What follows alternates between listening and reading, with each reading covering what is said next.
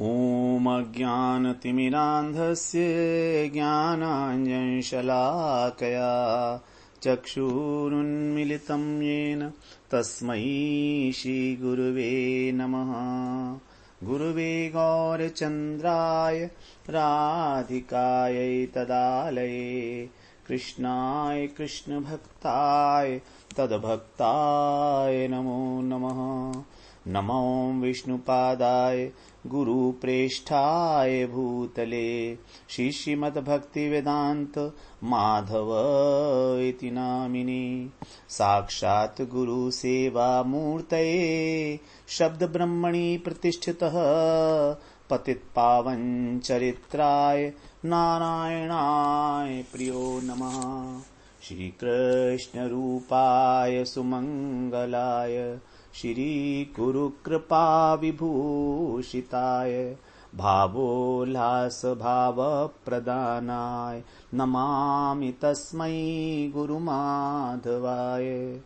वृन्दावनेश्वरि तवै पदारविन्दं प्रेमामृतैकमकरन्दरसौघपूर्णम् हृद्यर्पितं मधुपते स्मरतापमुग्रं निर्वापयत् परमशीतलमाश्रयामि। तवैवास्मि न जीवामि त्वया विना इति विज्ञाय देवी त्वं नय मां चरणान्तिके। श्रीकृष्ण चैतन्य प्रभो नित्यानंद श्री अद्वैत गदाधर शिवसदि गौरभक्त वृंद।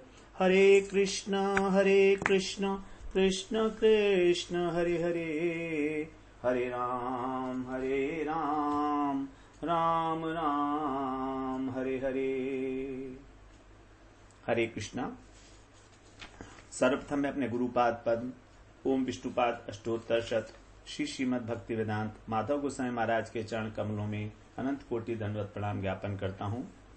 श्री बिलमंगल ठाकुर के द्वारा विरचित कृष्ण कर्णामृतम हमारा उसका 8वां प्रकरण, अंतिम प्रकरण, उसका भी अंतिम प्रकरण में भी अब हम अंतिम भाग में प्रवेश कर चुके हैं। तो कृष्ण ने जब लीला शुक की इस प्रकार की अनन्य निष्ठा को देखा तो उन्होंने कहा कि तुम कुछ मुझसे वर मांग लो। तो यद्यपि शुद्ध भक्त किसी प्रकार का वरदान नहीं मांगते, लेकिन यहाँ पर कृष्ण की प्रसन्नता के लिए ही और हम जैसे जो साधक हैं उनके लिए उनके किस प्रकार के भाव होना चाहिए, उनके लिए जो है 2 वर यहाँ पर मांगे हैं। उन्होंने प्रार्थना की है वरदानों के लिए। क्या वरदान है कि मुख से निरंतर कृष्ण कथा का कीर्तन होता रहे और मन हमेशा कृष्ण के लीला में उसका चिंतन, उसका स्मरण करता रहे। बड़ी सुंदर प्रार्थनाएं हैं, बड़ी सुंदर वरदान है जिसके लिए प्रार्थना की गई है। अब 106वें श्लोक में बता रहे हैं, यानि त्वच्चरितामृतानि रसनालेयानि धन्यात्मनाम् ये वा शैशव चापल व्यतिकरा राधावरोधोन्मुखा या वा भावित वेणुगीत गतयो लीलामुखाम्भोरुहे धारावाहिकतया वहन्तु हृदये तान्येव मे।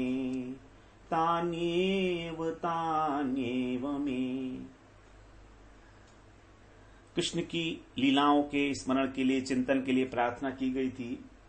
तो वहां ये जो लीलाएं हैं वो किस प्रकार से मेरे हृदय में प्रभावित हों, तो कह रहे हैं धारावाहिकतया, धारावाहिक रूप से निरंतर मेरे हृदय में प्रभावित होती रहे।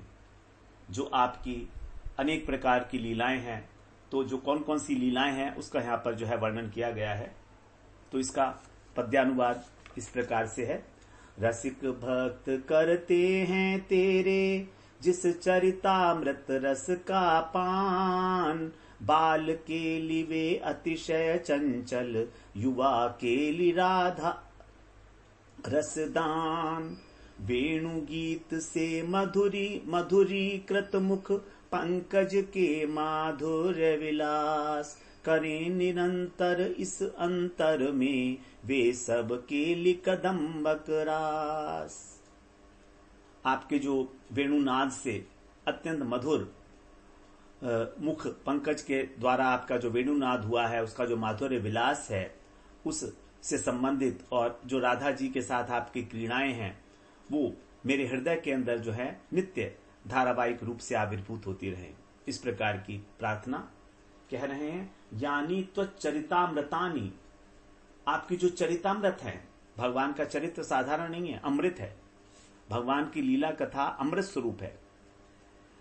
स्वर्ग का अमृत जो है वो अमृत नहीं है, क्योंकि उसके अंदर भी मरण धर्मा गुण है।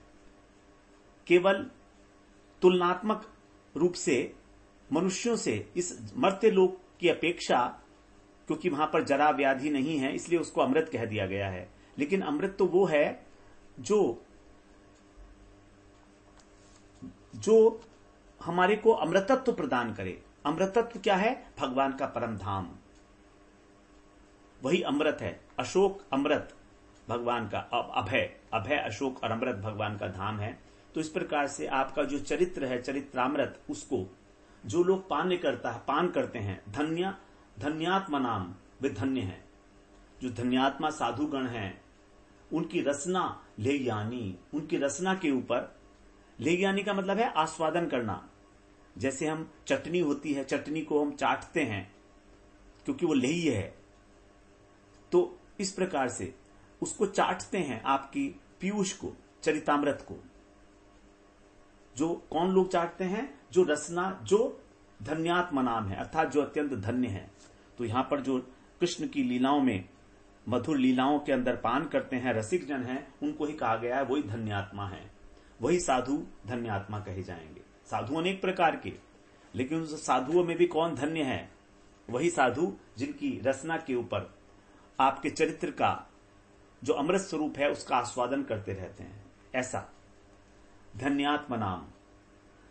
और दूसरा आगे बता रहे हैं, ये वा शैशव चापल व्यतिकरा राधावरोधोन्मुखा, अर्थात राधा जी जो है आपकी जो शैशव चापल्य, शैशव का मतलब है किशोर, तो किशोर अवस्था के अंदर आपकी जो चपलता है उससे परिपूर्ण, दान इत्यादि लेने के बहाने से आप जो किशोरी जी को रोकते हो, किशोरी अवरोधोन्मुखा, किशोरी राधा रानी को जो आप अवरुद्ध करते हो सांकरी खोर पर दान लेने के बहाने से, वो वाली लीलाएं, एकांत स्थान पर जो आपकी लीलाएं होती हैं अवरोध के प्रति उन्मुख होते हुए, ऐसे आपका जो किशोर चापल्य है, इस प्रकार ऐसी रसमयी लीलाएं। दूसरी बात हो गई। तीसरी बात, या वा भावित वेणु गीत गतयो, वेणु गीत गतयो, अर्थात जो वेणु गीत की गति है, जो लय है, उससे जो उद्भावित लीलाएं हैं, मुखाम्भो रूहे, रूहे का मतलब होता है उत्पन्न होना, तो आपके जो मुख कमल से उद्भव हो रही हैं वेणु नाद, ऐसा जो अत्यंत मधुर है, ऐसा जो वेणुनाद है, हाव भावपूर्ण विलास है, वे सभी तो आपके मुखमंडल पर जो विराजमान अनेक प्रकार की भंगिमाएं हैं, जब आप वेणुनाद करते हो, वे सारी लीलाएं धारावाहिक रूप से,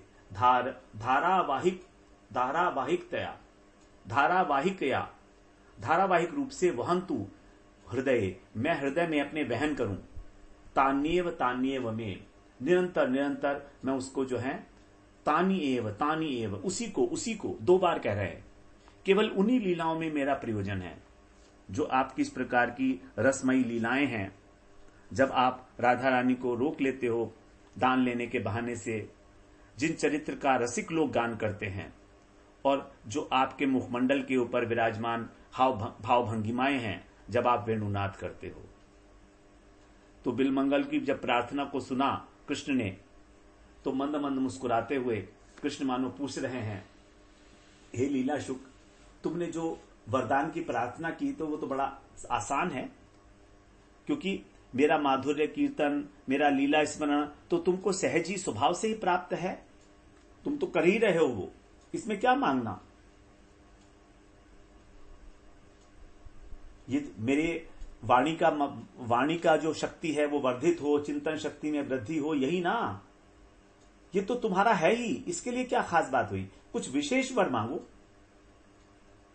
इसके अतिरिक्त तुम्हारे हृदय में यदि कोई इच्छा हो तो उसकी प्रार्थना करो।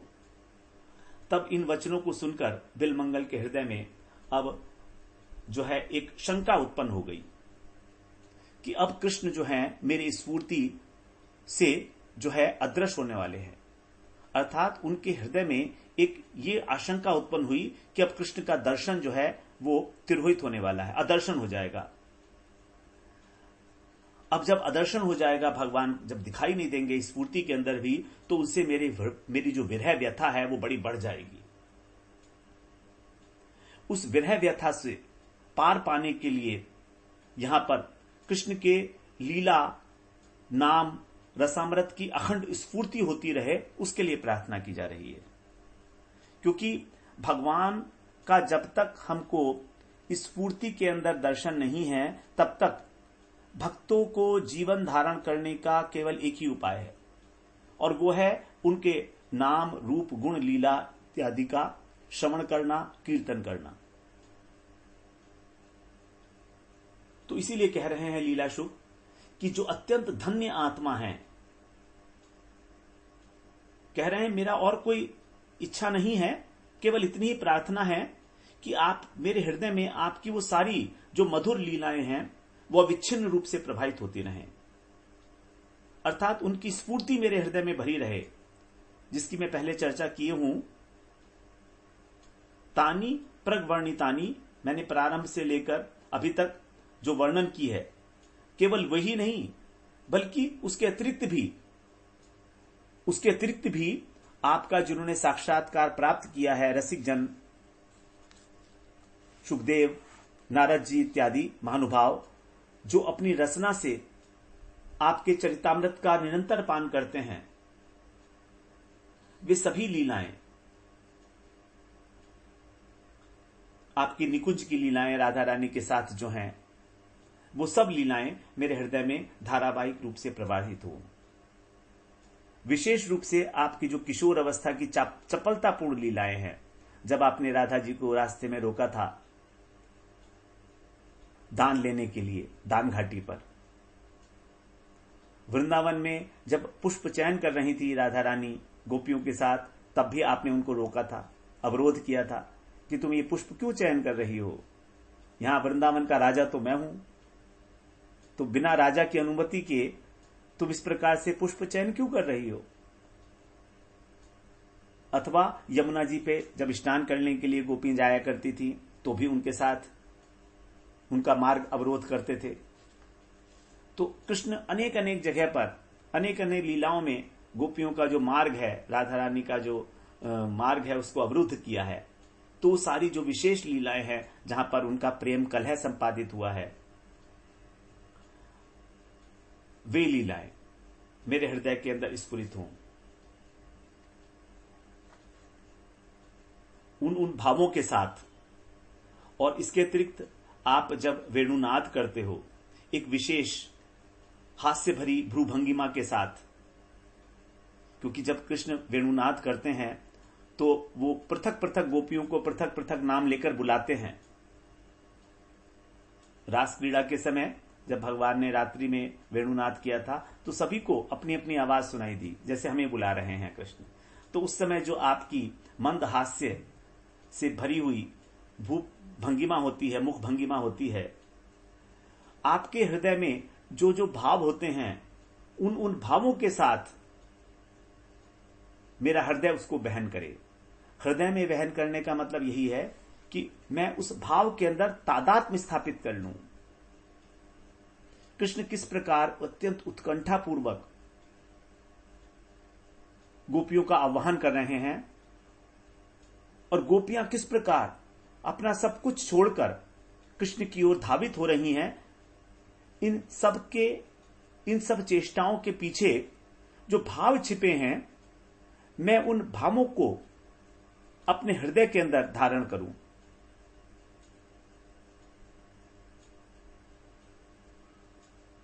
ये सारी की सारी लीलाएं उन भावों के साथ मेरे हृदय के अंदर प्रवाहित होती रहें। तभी तो तादात्म्य होता है, जब लीलाओं का चिंतन भाव सहित किया जाता है। अर्थात कृष्ण को इस प्रकार से जब उन्होंने कहा तो उनको कैसा अनुभव हो रहा है, वो अनुभव के साथ, उसके साथ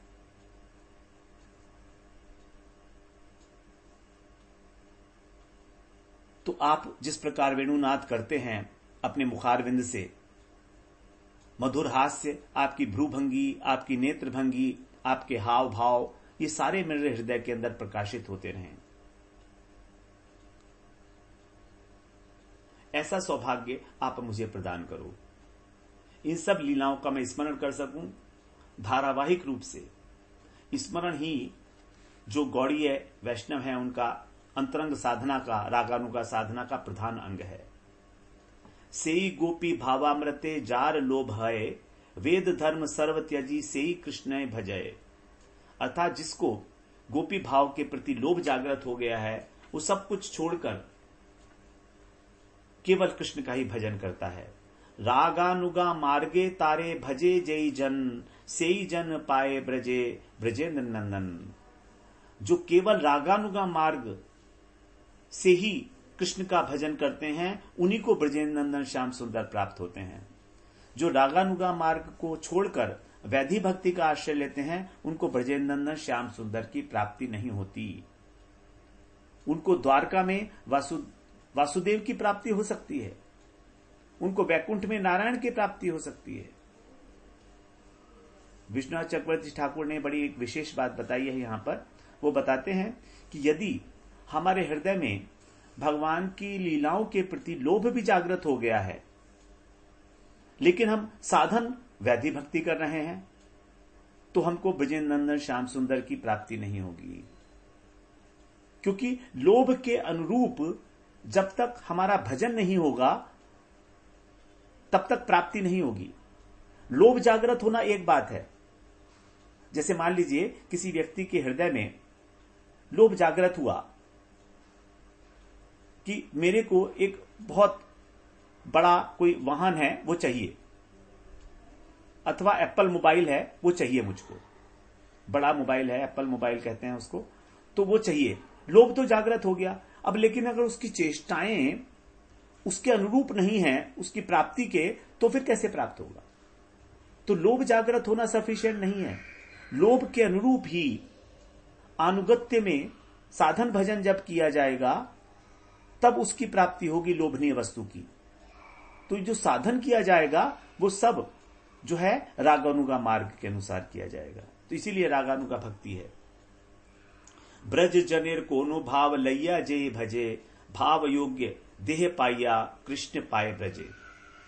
जो ब्रजवासियों के भाव का अनुगत्य करते हुए कृष्ण का स्मरण करते हैं, चिंतन करते हैं, उनको ही उस भाव के अनुरूप, उसकी योग्यता के अनुरूप ही कृष्ण अपने देह की प्राप्ति होती है, अंतश्चिंतित देह की, और तभी कृष्ण का भजन होता है। अतएव गोपी भाव करे अंगीकार। यहां पर फाइनल बता रहे हैं ग्रंथकार कविराज कृष्णदास कविराज गोस्वामी। अतएव गोपी भाव करे अंगीकार, रात्रि दिने चिंते राधा कृष्ण रे विहार। रात दिन राधा कृष्ण की विहार का चिंतन करो। ऐसा नहीं कि कभी करा कभी नहीं करा। सिद्ध देहे चिंती करे तहा ही सेवन, सखी भावे पाए राधा कृष्ण रे चरण। जब साधक अवस्था में इस प्रकार से चिंतन किया, बाह्य रूप से श्रवण कीर्तन किया जाएगा, और सिद्ध रूप से अंतश्चिंतित देह में ऐसा चिंतन किया जाएगा, तभी उस भाव देह की प्राप्ति होगी, जो राधा कृष्ण की युगल सरकार की सेवा के अनुरूप मंजरी स्वरूप है, उसकी प्राप्ति होगी। ठाकुर महाशय नरोत्तम दास ठाकुर ने प्रेम भक्ति चंद्रिका में बिल्कुल स्पष्ट किया है, मनेर स्मरण प्राण मधुर मधुर धाम, युगल विलास स्मृति सार, साध्य साधन इहा बैयार नाई, ए तत्व सर्व विधि सार। केवल एक ही सार तत्व है पूरे साधन भजन का, वो है स्मरण। और ये स्मरण क्या है? मन का प्राण है, क्योंकि मन का स्वाभाविक वृत्ति है स्मरण करना। यदि हम राधा कृष्ण की लीलाओं का चिंतन नहीं करेंगे, स्मरण नहीं करेंगे, तो जगत की चिंतन करेंगे। तो जब चिंतन करना ही है तो फिर राधा कृष्ण की लीलाओं का क्यों नहीं? वही कह रहे हैं, मनेर स्मरण प्राण। मन का जो प्राण है वो है स्मरण। युगल विलास स्मृति सार। और सार तत्व क्या है स्मृति का? युगल विलास, उनका जो नित्य केली विलास है उसका चिंतन। साधन साधन साध्य साधन यही साधन है और यही साध्य है। साधन अवस्था में अंतश्चिंतित देह के द्वारा, भाव देह के द्वारा साधक चिंतन करता है, और जब वो सिद्ध हो जाता है तो वहां पर साक्षात रूप से उस सेवा को प्राप्त कर लेता है। इहा बड़ आर नाई, इससे बढ़कर और कुछ नहीं है, कुछ नहीं है। यही तत्व सर्व विधि सार, सभी तत्वों का एकमात्र यही सार वस्तु है। तो सबसे महत्वपूर्ण बात है कि हमें अपने स्वरूप को ध्यान में रखते हुए चिंतन करना है कि मेरी सेवा कहां पर है, उस नित्य विहार में मैं कहां पर अवस्थित हूं, मेरी कौन सी सेवा है? युगल सरकार की। और ये युगल सरकार की सेवा, अपने निज स्वरूप का अनुसंधान तभी हमारे हृदय में प्रकाशित होगा। हम पहले श्रवण कराए हैं, जब हम इस वृंदावन धाम के प्रत्येक प्राणी, जड़, स्थावर, जंगम, सबको चिन्मय मानते हैं, सच्चिदानंद रूप में देखेंगे। यदि किसी भी प्रकार का यहां पर कोई अपराध हो गया, अवहेलना हो गई, तो हमारे हृदय में वो स्वरूप जागृत नहीं होगा। इसीलिए कभी भी वृंदावन की किसी भी वस्तु को जड़ मत मानो। जड़ नहीं है, यहां सब कुछ सच्चिदानंदमय है। इस प्रकार जो उनकी विशेष विशेष लीलाएं हैं, जहां पर भगवान जो हैं अवरोध करते हैं, दान लीला, पुष्पहरण लीला, पथरोध लीला, तो राधा रानी को रोकने के लिए जो कृष्ण बड़े उत्कंठित हो गए हैं, उन्मुखा, अवरोध उन्मुखा, अवरोध उन्मुखा बताया ना। तो राधा जी को रोकने के लिए जो उत्कंठा है कृष्ण के हृदय में, जो हृदय में उनके भाव उठ रहे हैं, वो धारावाहिक रूप से मेरे हृदय के अंदर स्फुरित हों। तो राधा रानी का जब रूप माधुरी का पान करते हैं कृष्ण, अद्भुत रूप माधुरी का, तो उनके हृदय के अंदर एक आनंद का समुद्र उच्छलित होने लगता है। चैतन्य चरितामृत में बड़ी सुंदर बताया है कि किस प्रकार राधा रानी के सौंदर्य का दर्शन करके और कृष्ण अचंभित हो जाते हैं। कृष्णेर दर्शन यदि पाए आचंभिते, नाना भाव विभूषणे हाय विभूषिते। अष्ट सात्विक हर्षादि व्यभिचारी आर, सहज प्रेम विंशति भाव अलंकार। अनेक अनेक प्रकार के भाव से युक्त हो जाते हैं। यही भाव युक्त देखी राधास्य नयन, संगम हईते सुख पाए कोटि गुण। इस प्रकार भाव से युक्त होकर जब राधा जी के मुखारविंद का जो है आस्वादन करते हैं कृष्ण, तो अनेक अनेक प्रकार की लहरियां आनंद की उनके हृदय के अंदर उठने लगती हैं। तो आपके मुख कमल के ऊपर जो भावयुक्त लीला प्रकट होती है, वही लीलाएं मेरे हृदय के अंदर स्फुरित हों। तो यहां पर कृष्ण की उन लीलाओं को अविच्छिन्न रूप से, अर्थात अबाध प्रवाह के रूप से, जैसे गंगा निर्बाध होकर समुद्र से मिलने के लिए जो है चलती है, उसी प्रकार प्रार्थना कर रहे हैं कि वे सारी लीलाएं मेरे हृदय में, जो आपकी किशोर लीलाएं हैं, रस भरी लीलाएं हैं, राधा जी के साथ प्रेम कलह की लीलाएं हैं, नेति नेति की लीलाएं हैं, वो सब धारावाहिक रूप से, ये वही लीलाएं हैं जिनको धन्य आत्मा गण जो हैं, वही आत्माएं धन्य हैं वास्तव में, जिनके हृदय के अंदर, जिनके मन में साक्षात्कार का अनुभव विद्यमान है, और जो इन लीलाओं का गान करके अपनी रसना को, अपनी वाणी को जो है सफल करते हैं, लेहन करते हैं, अर्थात रसना के साथ तादात्म्य किया हुआ जो मन है, उस मन के द्वारा भावाविष्ट अवस्था में इसका आस्वादन करना। क्रमेण रसना मनसी नियोज्य, अपनी जीभ को और अपने मन को एक करके इस लीला का आस्वादन करना, भावाविष्ट होकर। तो यहां पर हमारा मन चिंतन कर रहा है, वाणी वर्णन कर रही है उन लीलाओं का, हृदय उस भाव के अंदर आविष्ट है। इस प्रकार से जो अत्यंत धन्य आत्मा है, रसिक हैं, सुखदेव, नारद इत्यादि जो रसिक जन हैं, वे इसी लीला का आस्वादन करते हैं जो शैशव चापल व्यति करा, जो अत्यंत किशोर अवस्था की आपकी चपलता भरी लीलाएं हैं। उसमें तारुण्य भी है, किशोर भी है।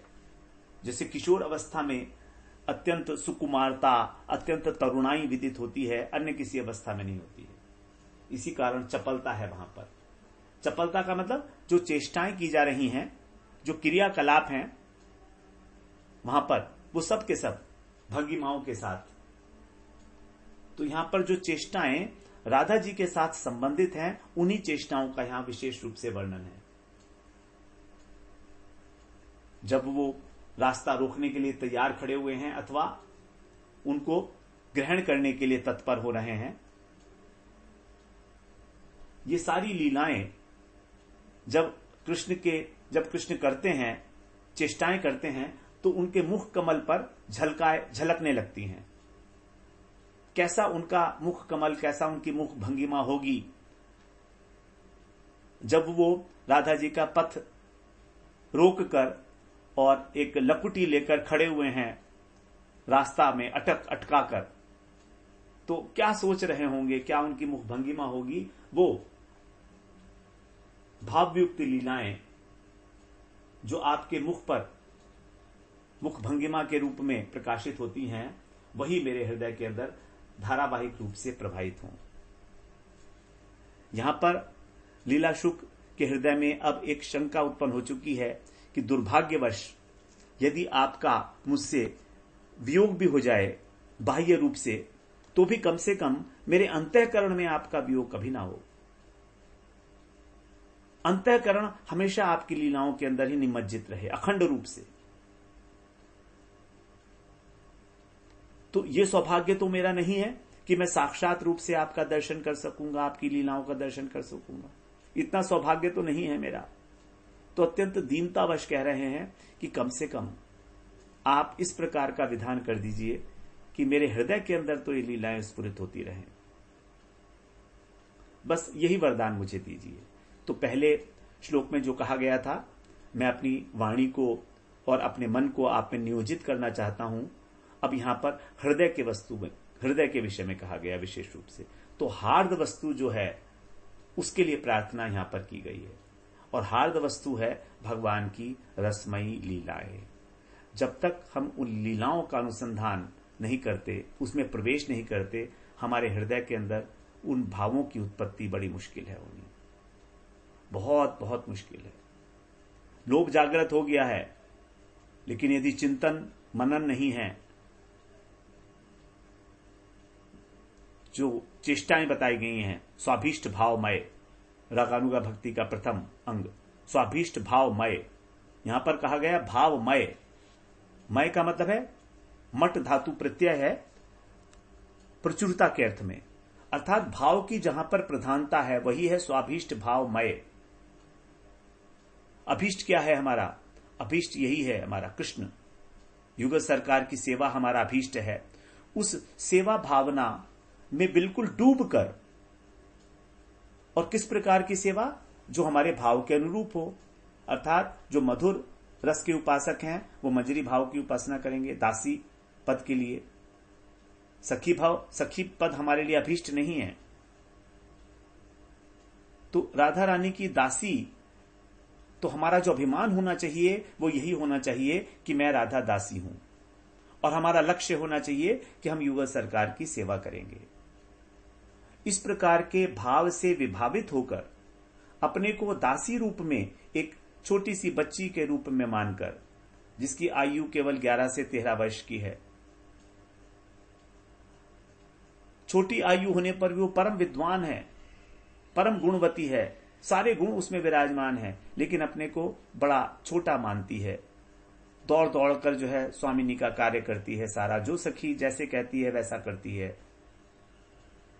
इस प्रकार से इस अभिमान को धारण करके निज स्वरूप का अनुसंधान करते हुए लीला स्मरण होना चाहिए। लीला स्मरण में जब तक हमारे अंदर सेवा की प्रवृत्ति नहीं है, वो लीला स्मरण तो ऊपर ऊपर का हो जाएगा। तो हार्द वस्तु यही है बिलमंगल ठाकुर के हृदय की, कि जहां जहां पर राधा रानी के साथ लीलाएं हुई हैं कृष्ण की, उसमें मैं भी उनकी सेवा, स्वामिनी की सेवा करती हुई विराजमान हूं, और वही लीलाएं मेरे हृदय में स्फुरित हो, सदा प्रकट रूप से नृत्य करती रहें। केवल इन्हीं लीलाओं में ही मेरा लोभ है, और उसी के लिए मेरी सारी साधना है, मेरी सारी साधना पद्धति है। यही अभिप्राय है यहां पर। तो यहां पर जो है यही बात जो है पहले भी कही गई थी कि हम वृंदावन को छोड़कर और कहीं किसी का आश्रय नहीं लेते। उस आश्रय को भी यहां पर विशेष रूप से बता दिया गया है कि उस आश्रय को लेते हुए उन विशेष विशेष लीलाओं की स्फूर्ति के लिए ही हम प्रार्थना कर रहे हैं। कृष्ण चंद एवर देहो तुमी मोरे, जे तुया चरितामृत राधा सय अविरत, राधा कुंज लीला रास कुंज लीला मनोहरे। मुझे यही वरदान दो कि राधा जी के साथ आपके जो चरित्र हैं निभृत निकुंज के अंदर, वही सेई लीला गण मोर ही अनुक्षण, रहुक प्रवाह रूप हैया, शुकदेव आदि जतो रस नाय ले कतो, आस्वादय जहा सुख पाइया। जिस प्रकार शुकदेव जी ने अपनी रसना से उन लीलाओं का लेहन करते हुए, उनका आस्वादन करते हुए आपके चरित्र का गान किया है, वही लीलाएं प्रभा रूप से, अखंड रूप से मेरे हृदय के अंदर प्रभावित होती रहे। जितनी भी आपकी किशोर अवस्था की लीलाएं हैं, राधा रोधन की, राधा जी को रोकने की लीलाएं हैं, दान घाटी, पुष्प लीला इत्यादि, वो सब। अगले सत्र में हम लोग फिर 107वें श्लोक में प्रवेश करेंगे। बड़ा बड़ा महत्वपूर्ण, बहुत महत्वपूर्ण जो है श्लोक है 107वां। भक्ति सिद्धांत का बड़ा विशेष रूप से वहां पर प्रतिपादन किया गया है सुखदेव जी के, इनके द्वारा, बिलमंगल ठाकुर के द्वारा। बहुत सुंदर सिद्धांत का प्रतिपादन है और बड़ा सुंदर श्लोक है, भक्ति स्वयं स्थिरतरा भगवन यदि स्यात्। तो हम लोग इसका अगले सत्र में फिर श्रवण करते हैं।